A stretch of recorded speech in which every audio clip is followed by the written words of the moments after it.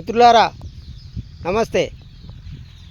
ఇగో ఈ పొలం రేగుల రాజమల్లు అనే మా మామది. నమస్తే మామ. నమస్తే అల్లుడు. ఏంది మామ మన పొలం ఇంత మంచిగా ఉన్నది, ఏం వేసినావు దీనికి? 4 బత్తాల 20 2 బత్తాలు యూరియా. నాటప్పుడు ఎన్ని వేసినావు? అడుగు మందు 2 20 కాంప్లెక్స్, తర్వాత మళ్ళీ 2 అది డిఏపి 20 డిఏపి 20 రెండో మందు, తర్వాత మళ్ళీ 3వ మంది యూరియా బత్తాలు 2 యూరియా బత్తాలు 2, మొత్తం 6 బస్తాలు పడ్డాయి ఇప్పటికి. ఇంకేమైనా వేస్తావు మళ్ళీ ఒకసారి? సగం బత్త పొటాస్ వేస్తా, సగం బత్త యూరియా వేస్తా, లేకపోతే యూరియా ఇక ఏదయ్యా.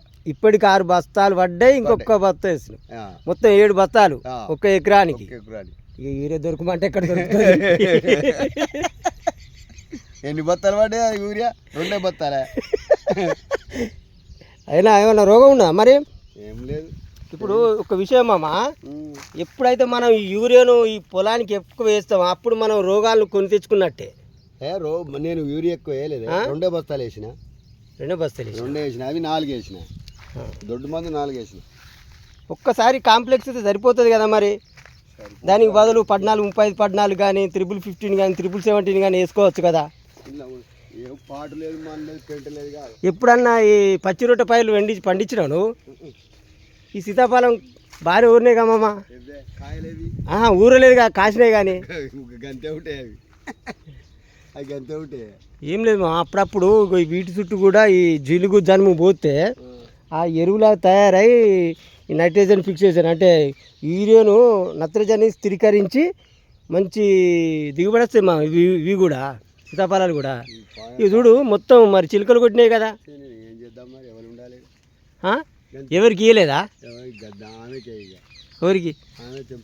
అత్తమ్మ వస్తుందా? కాయలు ఉన్నాయి కానీ బాగా ఊరలే, వస్తున్నాయి చూడండి మిత్రులారా. ఇది బాయి చుట్టూ సీతాఫలాలు. మంచి ఇంటిగ్రేటెడ్ వ్యవసాయం చేస్తాడు మామ. రేగుల రాజమల్లు చూడండి, మస్తు పెరిగినాయి చెట్లు. కాకపోతే మరి కాయలు కాసినాయి కానీ ఊరలే, పెద్దగా లేవు. ఇవి ఎందుకు మరి? దీనికి ఎరువు సరిపోలేదా, లేకుంటే మందులు వేసినా మా ఎప్పుడన్నా దీనికి?